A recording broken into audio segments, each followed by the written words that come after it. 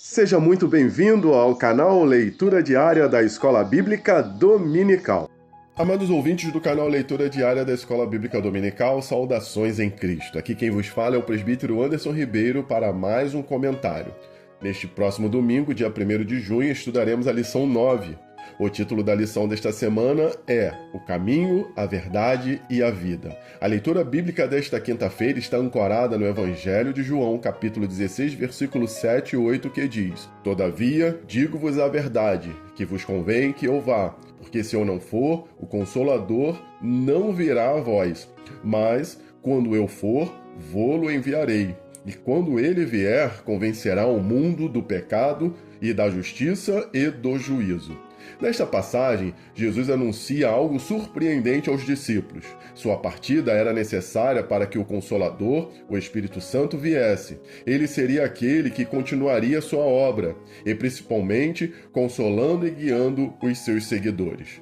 Nesta presente lição, no tópico 1, o comentarista aborda o tema consolo e promessa do Senhor Jesus e nos lembra que, mesmo diante da angústia da cruz, Jesus conforta os seus discípulos com a promessa de um ajudador divino, ou seja, o outro Consolador. Esse consolo era urgente, porque os discípulos enfrentavam muitas incertezas e conflitos internos. Em João, capítulo 14, versículo 5, Tomé expressa sua dúvida dizendo: Senhor, nós não sabemos para onde vais e como podemos saber o caminho. Em João capítulo 14, versículo 8, Filipe revela sua insegurança quando disse: Senhor, mostra-nos o Pai, o que nos basta. E em João capítulo 13, versículo 36 a 38, vemos Pedro, cheio de zelo, prometer que seguiria Jesus até a morte, mas recebe o alerta de que o negaria 3 vezes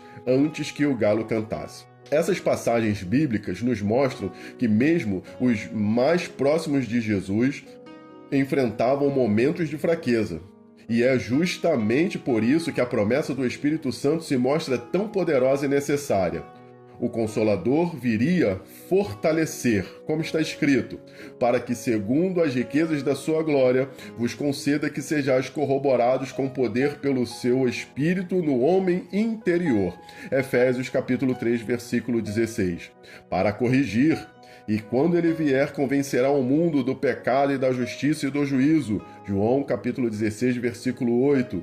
Ensinar, mas aquele Consolador, o Espírito Santo, que o Pai enviará em meu nome, vos ensinará todas as coisas e vos fará lembrar de tudo quanto vos tenho dito. João 14, versículo 26. E capacitar os discípulos para uma missão que teriam pela frente. Mas recebereis a virtude do Espírito Santo, que há de vir sobre vós, e ser-me-eis minhas testemunhas. Atos, capítulo 1, versículo 8.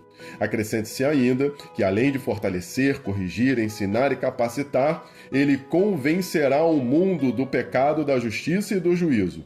O teólogo George Murray comenta que a palavra usada para convencer no grego traz duplo sentido, de reprovar e demonstrar, isto é, o Espírito exorta, ilumina, confronta tanto os discípulos quanto o mundo com a verdade do Evangelho. Para finalizar, quero ilustrar esta verdade da seguinte forma.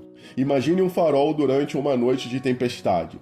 Ele não tem o poder de acalmar o mar, nem de afastar os ventos, mas cumpre um papel fundamental. Lança sua luz firme na escuridão, guiando o navio para longe dos rochedos e apontando a rota segura.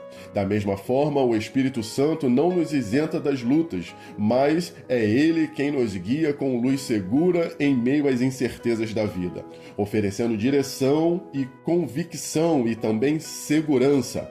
Assim como o farol evita o naufrágio, ao manter o navio no rumo certo, o Espírito Santo nos conduz ao centro da vontade de Deus.